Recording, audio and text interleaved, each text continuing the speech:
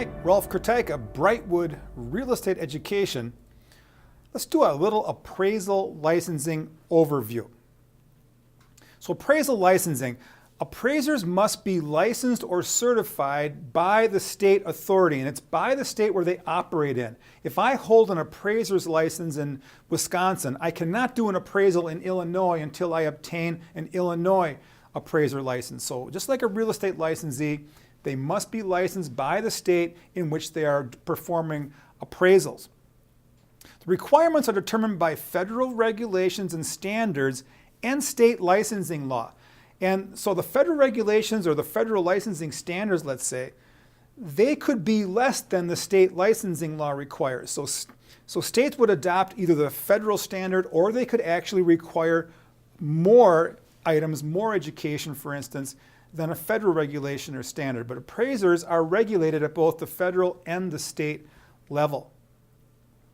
Appraisers must adhere to the uniform standards of professional appraisal practices.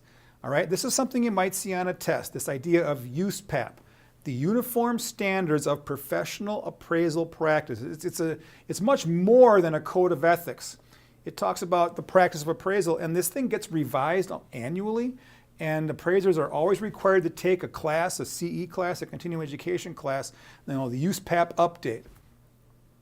And appraisers may hold advanced certifications or designations, such as MAI or SRA. So this is, again, a possible test issue. Like, what does that mean? Well, that means they have an experience level and education level that exceeds licensing requirements. All right, there are several levels of appraisal licensing, and they have minimum education and testing requirements and experience requirements to get to those areas, to get to those different levels of licensing. This MAI and SRA shows an appraisal is more accomplished, if you will. They have additional, they have a certain degree of time in the business, experience in the business, but they've also taken generally very challenging education courses as well.